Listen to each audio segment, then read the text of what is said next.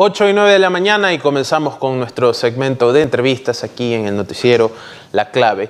Entre otras cosas, lo que está pasando en el país, tenemos una ola de crímenes, pero también tenemos una policía que actúa de formas cuestionables. Y para hablar del estado de los derechos humanos, enfocados más en la capital, hemos invitado a Sibel Martínez, vicepresidenta del Consejo de Protección de Derechos, a quien saludamos y agradecemos por estar aquí en La Clave. Buenos días, Sibel. Muy buenos días, Johan. Muchas gracias por la invitación. Gracias a ti por estar. Entre las cosas que hemos visto durante las últimas 2 semanas, hemos visto a la policía actuar de forma desmedida y casi sistemática durante las manifestaciones del 8 de marzo en 3 ciudades, casi que parecía coordinada la respuesta ante estas protestas. Por otro lado, alrededor de las mismas zonas donde estuvieron respondiendo a las manifestantes, pasan las cosas que hemos visto durante el inicio del noticiero: sicariatos, actos violentos y demás. Quiero preguntarte a ti como experta, ¿cómo ves la situación? Por supuesto, tienes más conocimiento de lo que sucede en Quito, pero ¿cómo ves el estatus de los derechos humanos en el Ecuador en general? ¿Crees que se respetan? ¿Crees que estamos lejos de tener una situación ideal? Bueno, muchísimas gracias. Yo creo que no podemos dejar de hacer ese análisis sin recordar a la pandemia, ¿no? 16 de marzo se cumplieron 2 años. ¿Y por qué hago referencia a la pandemia? Porque efectivamente a raíz de esta crisis atípica de enormes proporciones, que no solamente fueron en temas de salud, sino también, de educación, bueno, de todos los derechos fundamentales, ¿no? Para tener una vida digna. No se tuvo una respuesta acorde a esa situación que hemos vivido y enfrentado los ecuatorianos. Y esto no solamente se replica a nivel, local, sino es un tema ya de respuesta a nivel de gobierno central. Quito presenta, y creo que no es la excepción a la regla, severos indicadores de vulnerabilidad social, agravada además con esta crisis atípica de enormes proporciones.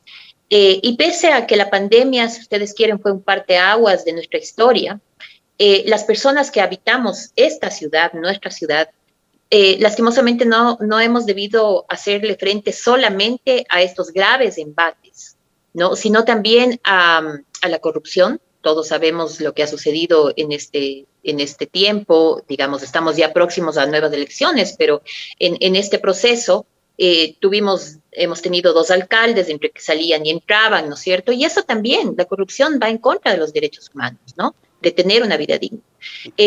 Y claro, ya en términos de los grupos de atención prioritaria, porque como vicepresidenta del Consejo de Protección de Derechos, el Consejo trabaja con 10 grupos de atención prioritaria, nosotros hemos visto algunas cosas que nos llaman la atención y que son muy preocupantes, pero que además no han podido mejorar. Y me refiero a la inseguridad ciudadana, que ustedes hacían referencia hace un momento, me refiero a la violencia, al incremento de la misma en niños y mujeres. Recordemos que muchas de nosotras estuvimos confinadas a merced de nuestros agresores durante la pandemia, el confinamiento específicamente, y esto no cambió. Recién los niños a nivel nacional han regresado a clases, 2 años de además estar confinados, pero no tener una respuesta para la conectividad que supuso, esta también posibilidad de conexión y de seguir estudiando a través de medios telemáticos, y sin embargo esto no se pudo resolver. Entonces, en general, la falta de seguridad alimentaria, la pobreza multidimensional extrema. A finales del 2022, UNICEF dijo que 3.140.000 niños y sus familias en el Ecuador le iban a hacer frente a la pobreza extrema, y 6 de cada 10 de estas familias a la pobreza multidimensional extrema. Y termino con esto, que me parece que es un dato muy importante como para que entendamos cuál es la gravedad de la situación en términos de una vida digna. Y es que hay familias que han cambiado su forma de alimentarse, y para mal, ¿sí? Así de grave es la situación en términos, tanto locales como nacionales. La verdad es que realmente desolador el panorama. ¿Y por dónde se empieza a cambiar esto, ¿no? Tiene que ver el Estado seguramente, pero también la sociedad civil, ¿no? ¿Cómo comenzamos a trabajar en conjunto para mejorar la situación?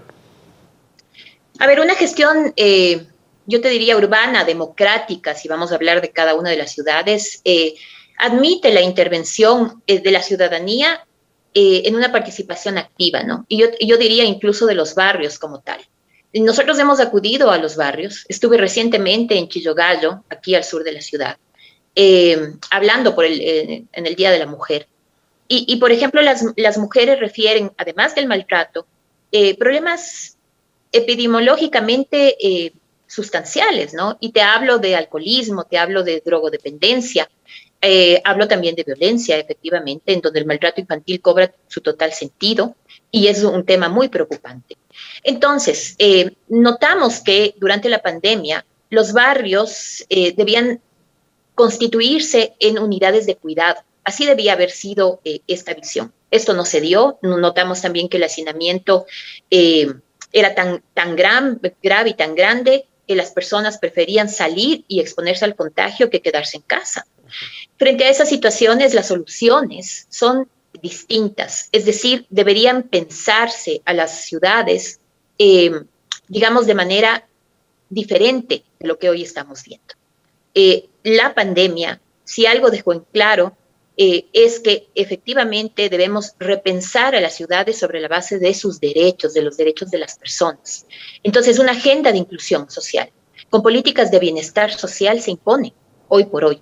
Pero eso es algo que no tenemos. Es decir, por ejemplo, nosotros hoy que tenemos otro alcalde, vemos cómo, y pongo un ejemplo muy claro, ustedes lo deben haber visto porque además se está replicando también, o lo hemos visto en Guayaquil, y es que a los emprendedores o a los trabajadores informales, entre comillas, les dan palo. Claro, Guayaquil ¿sí? tiene Para limpiar la ciudad, para eso, ¿no? esconder la pobreza, ¿no es cierto? Pero no hay soluciones frente a esta situación. Y resulta que hay muchas personas en el país que están sobreviviendo a la pandemia. Y entonces, frente a esto, ¿qué respuesta hay? Mencionó el Día de la Mujer, Sibel, y quiero llegar a ese día ahora que mencionó también al alcalde Guarderas. Y es que me sorprendió, para mal, que después de las marchas, el municipio de Quito, a través de sus canales oficiales, comenzó a compartir un informe hablando de los daños, entre comillas, causados por las manifestantes durante las marchas del 8 de marzo. Y el reporte de daños era en función de la economía, ¿no? Decía, estaba plasmado en dólares cuánto le iba a costar al municipio los daños. Sin embargo, hacen caso omiso a los informes sobre violaciones que se dan diariamente en la misma ciudad. Entonces, creo que incluso desde nuestras autoridades, los derechos humanos, y como usted dice, quieren esconder la pobreza, quieren esconder todo lo malo y no trabajar para mejorar esas condiciones. Entonces, quiero preguntarle si a usted no le parece también que estamos como que en un callejón sin salida con respecto a nuestras autoridades. O sea, yo creo que estamos viviendo una regresión de derechos muy grave, ya lo han dicho organismos internacionales. De hecho, en la pandemia, la regresión de derechos fue de más o menos 8 a 10 años, dependiendo del flagelo, en un año, ¿sí? O sea, retrocedimos 8 o 10 años en un año en razón de la pandemia. Y frente a esa situación, yo te diría, además, no estamos viviendo una pandemia, sino una sindemia, ¿no? Es decir, una crisis atípica de enormes proporciones que si no tenemos cuidado, además, podría ser una crisis humanitaria. Esto no está en el imaginario de las autoridades municipales, ¿no? No está en el imaginario tampoco de las autoridades a nivel nacional. Y claro, las respuestas no tienen que ver con políticas públicas de bienestar social o de garantizar esta vida digna a los grupos de atención prioritaria, que digamos son los que más fuerte han vivido estos embates, pero a la población en general. Entonces, ¿cómo pensar, por ejemplo, que en el 8 de marzo, bueno, es un día emblemático para las mujeres, salimos, nos gasearon, en efecto? Eso ya te da una idea de cuál es la visión, tanto local y nacional, ¿no? Importa más una pared que la muerte de una mujer. Hoy llevamos 24 casos de femicidio, 4 aquí en Pichincha, solamente en este tiempo, de enero a marzo, ¿no es cierto? Y frente a esa situación, más importa esa pared que la muerte de nuestras queridas compañeras. La violencia de género cuesta al país el 4% del PIB. Eso es lo que cuesta. Y ese valor en un 50% es pagado por nosotras, las mujeres. Es decir, que dejamos de trabajar, pagamos abogados, hacemos las denuncias y eso es lo que cuesta. Frente a esa situación, notamos con claridad que lo que existe es, digamos, poco interés en proteger a la ciudadanía.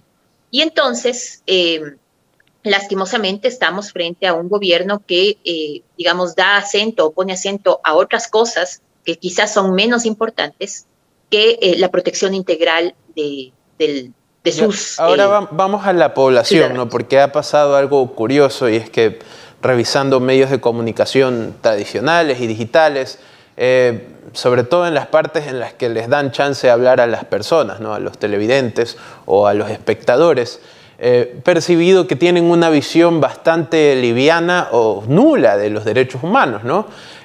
Por ejemplo, respecto a la delincuencia y a los criminales, tienen muy fácil, o la población, al menos es la percepción, es lo que he percibido, la población tiene muy fácil el hay que matarlos a todos o hay que comenzar a aplicar la pena de muerte o todos deberíamos portar armas para defendernos. Y ante esto, ¿qué visión es? Porque parece algo ya endémico, ¿no? Parece que responder a la violencia con más violencia es algo que responde al hartazgo de la delincuencia o al hartazgo de la situación en general. ¿Cómo cambiamos eso? Claro, ¿cómo cambiamos de enfoque, no? Eso es importante. Un enfoque de derechos humanos, una perspectiva de género se impone en políticas públicas hoy por hoy. No solamente por la pandemia, sino por toda la situación que hemos estado viviendo. O sea, la pandemia exacerba todo lo que sucede, pero ya traíamos problemas económicos y sociales graves en este país. Y claro, la visión securitista, digamos, de la delincuencia, de protegernos frente a esa situación, lo único que hace es que tengamos este pensamiento, ¿no? Y claro, sale, yo llamo la barra brava de la opinión pública, decir, demos balas a todos, ¿no es cierto? Portemos armas y así se justifica o disminuimos los índices de delictivos o de violencia. Y lo cierto es que no es así. Es decir, si tendríamos otro enfoque, el enfoque de derechos humanos, primero pensaríamos en cómo hacemos ciudades seguras para niños y para mujeres, por ejemplo. Y pongo énfasis en los niños porque cuando pensamos una ciudad desde la estatura de los niños o para la protección de los niños, todo mejora. Y entonces deberíamos pensar en qué hacemos para que las ciudades sean amigables, sean, digamos, verdaderos espacios de protección para aquellos grupos de atención prioritaria que viven extremos, digamos, desprotección y son discriminados. Y hay ejemplos y seguramente sobre... ahí vamos a mejorar. Ajá. Hay ejemplos sobre ciudades centradas en niños, es decir, para hacerlas más seguras, que Claro. me imagino desde el aspecto arquitectónico mismo, ¿no? Desde el arquitectónico hasta absolutamente todo lo que nos imaginemos. O sea, por ejemplo, la seguridad. ¿Cómo es posible que los niños, y nos pasa a diario, les invito a pensar, no puedan salir siquiera a los espacios verdes? Porque los padres tenemos tanto miedo, ¿no? Que puedan salir, digamos, a un parque, el temor de que sean secuestrados, de que enfrenten alguna situación compleja. Porque eso es lo que pasa. No pueden salir en la noche tampoco, ¿no es cierto? Porque no hay luminaria. Entonces, bueno, no pasa únicamente por el tema de la luminaria, de poner a tono los espacios verdes, pasa en pensar que que la ciudad, en efecto, tiene que tener servicios de cuidado, tiene que montar todo un aparataje de protección alrededor o poner en la centralidad a los niños. Y cuando eso ocurre, todo mejora, pues, absolutamente todo.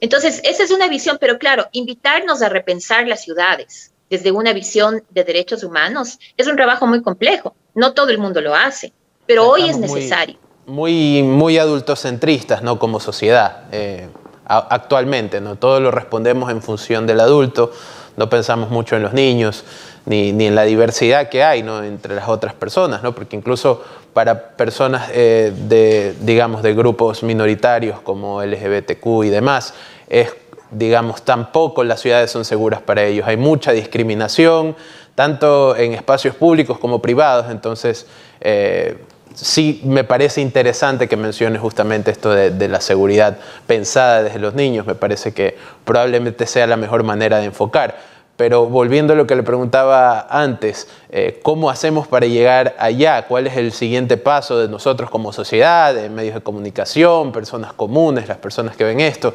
¿Cuál es el paso para ellos? Yo creo que el primer paso es aprender a elegir. Estamos próximos a elecciones y creo que frente a esa situación tenemos que tener una mirada clara de lo que está sucediendo en el país, en cada una de nuestras localidades y hacer exigibilidad. Es decir, hacernos algunas preguntas como sociedad. ¿Cómo acabamos con la pobreza sistémica y los patrones de desigualdad en menor tiempo, ¿no? Después de la vacunación, ¿qué? Eso deberíamos preguntarnos. ¿Cómo fortalecemos la protección social? ¿Potenciamos los servicios básicos? ¿Cómo resolvemos problemas de hacinamiento?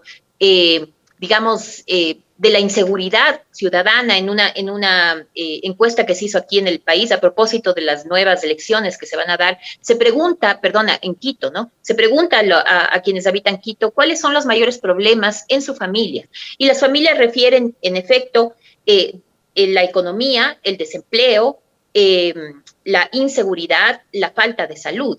Y en cambio, los barrios refieren como primer problema a la inseguridad, las calles en muy mal estado, después dicen que nada y luego hacen comentarios respecto al empleo, la falta de empleo. Entonces, primero tenemos que tener con claridad, creo que cada uno de nosotros, un panorama de lo que está sucediendo en nuestra localidad. Y luego hacer, como les decía, esta exigibilidad y entender que la regresión de derechos afecta a todos, a nuestra vida digna. Y entonces hoy se impone, ¿no es cierto?, si usted quiere, no lo económico. Y quizá la política de primer orden debe ser la salud. O sea, ya entendimos a través de la pandemia que la salud debería ser una política de primer orden. Frente a esa situación, eso es lo que debemos elegir. Sí. Y creo yo, hoy por hoy, hemos visto cómo más bien está ganando el otro enfoque, ¿no? El enfoque económico versus el bienestar de las personas. Y solamente poner un ejemplo, hablaban de que hoy viene una tienda y que no se va a poner una tienda nueva de ropa. Y yo digo, ¿y de qué sirve eso si hay una pobreza multidimensional extrema?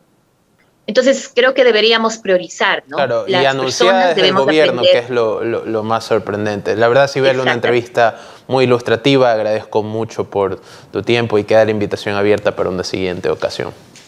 Muchísimas gracias a ustedes. Buenos días. 8:26 de la mañana.